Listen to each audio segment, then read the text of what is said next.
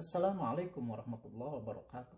Berjumpa kembali dengan saya Asep Irfan Helmi dalam channel Bilik Hukum Perdata. Sahabat Bilik Hukum Perdata semuanya, untuk pertemuan kali ini saya akan membahas terkait dengan tema kekuatan dan batas minimal alat bukti saksi.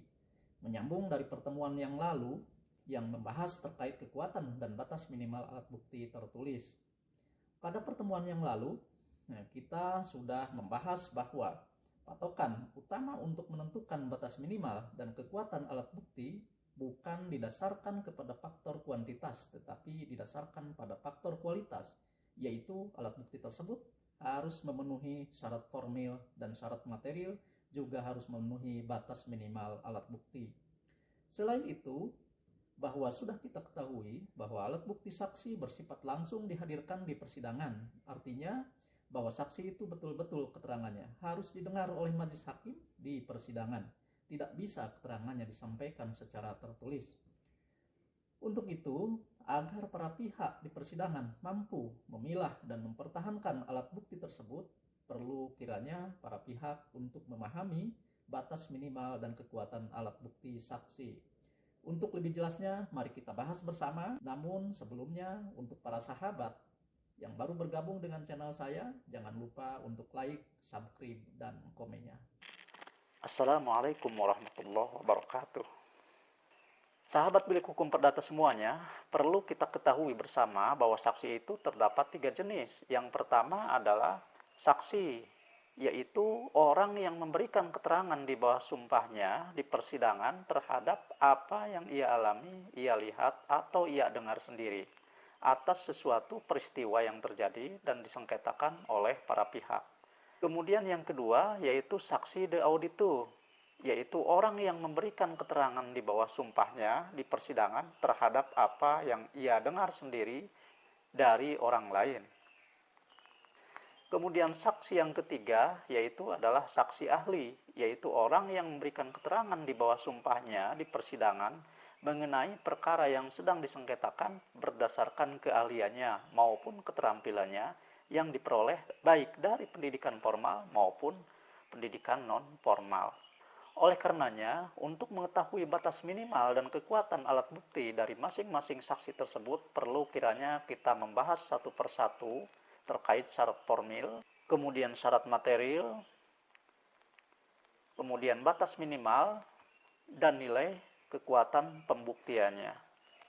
Untuk syarat formil saksi yang pertama, yaitu orang yang tidak dilarang untuk menjadi saksi, sebagaimana di dalam pasal 1910 dan pasal 1912 KUH Perdata, kemudian pasal 145 HIR, di mana terdapat beberapa orang yang dilarang untuk menjadi saksi, yaitu pertama adalah keluarga sedarah atau semenda dari salah satu pihak secara garis lurus baik ke atas maupun ke bawah. Kemudian yang kedua adalah istri atau suami dari salah satu pihak meskipun telah bercerai, terkecuali terkait tentang status keperdataan para pihak itu diperbolehkan. Kenapa orang-orang tersebut dilarang untuk menjadi saksi? Ini bertujuan agar keterangan saksi yang diberikan oleh saksi-saksi di persidangan itu keterangan yang objektif.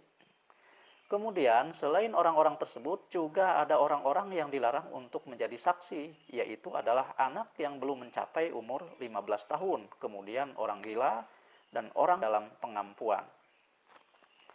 Kemudian syarat formil saksi yang kedua yaitu bahwa sebelum saksi memberikan keterangan, saksi terlebih dahulu harus disumpah atau berjanji sesuai agama dan keyakinannya para saksi.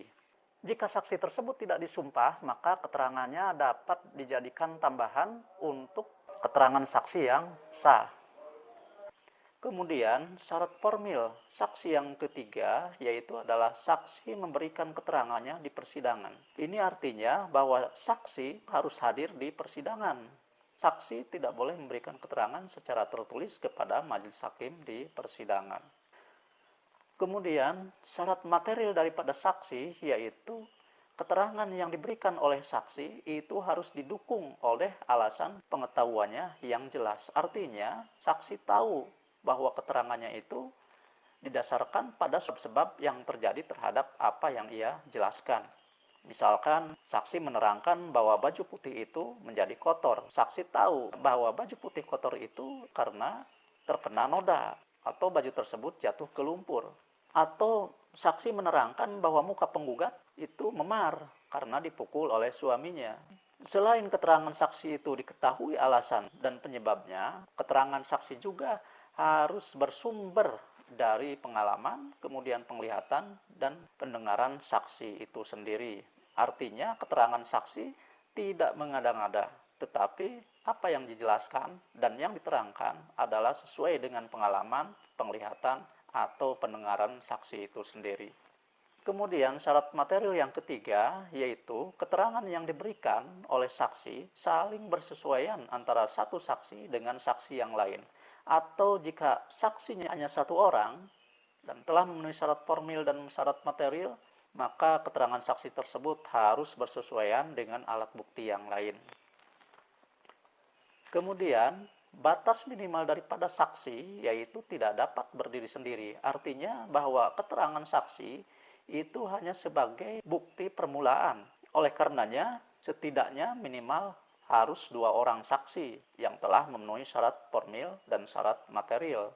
Kalau hanya 1 orang saksi yang telah memenuhi syarat formil dan syarat material, maka saksi tersebut harus dilengkapi dengan bukti yang lain yang bersesuaian dengan keterangannya. Kemudian nilai kekuatan daripada saksi tersebut bebas terserah hakim mau diterima atau tidak. Kemudian saksi yang kedua yaitu saksi de auditu. Untuk syarat formil saksi de auditu yaitu sama dengan syarat formil saksi sebagaimana biasanya. Kemudian syarat material daripada saksi de auditu yaitu keterangan yang disampaikan oleh saksi de auditu itu didasarkan kepada pendengaran saksi dari orang lain. Kemudian batas minimal saksi de auditu itu tidak memiliki batas minimal pembuktian. Oleh karenanya, nilai kekuatannya tidak memiliki nilai kekuatan sehingga tidak perlu dipertimbangkan oleh majelis hakim. Namun, keterangan saksi de auditu dapat dijadikan sebagai persangkaan. Kemudian, yang ketiga adalah saksi ahli. Syarat formil saksi ahli yang pertama, saksi tersebut harus memiliki keahlian maupun keterampilan dalam bidangnya yang diperoleh dari pendidikan formal maupun pendidikan non-formal. Kemudian syarat yang kedua dari syarat formil saksi ahli yaitu sama dengan syarat saksi lainnya. Kemudian syarat material daripada saksi ahli yaitu keterangannya didukung oleh pengetahuan dan keahliannya yang diperoleh dari pendidikan formal maupun pendidikan non-formal. Kemudian batas minimal daripada saksi ahli tidak memiliki batas minimal pembuktian karena hanya untuk memperjelas bukti yang sudah memenuhi batas minimum alat bukti. Kemudian terkait dengan nilai kekuatannya bebas terserah hakim apakah mau diterima atau tidak karena ini merupakan wewenang daripada majelis hakim. Sahabat Bilik Hukum Perdata semuanya, dari pembahasan tersebut kita dapat memahami terkait kekuatan dan batas minimal alat bukti saksi. Kemudian kita dapat menyimpulkan bahwa agar alat bukti saksi diterima dan dipertimbangkan oleh hakim di persidangan, maka alat bukti saksi tersebut harus memenuhi persyaratan dan harus memenuhi batas minimal pembuktian, yaitu sekurang-kurangnya 2 orang saksi atau 1 orang saksi dilengkapi dengan alat bukti yang lain yang saling bersesuaian. Demikian. Kurang lebihnya mohon maaf. Wassalamualaikum warahmatullahi wabarakatuh.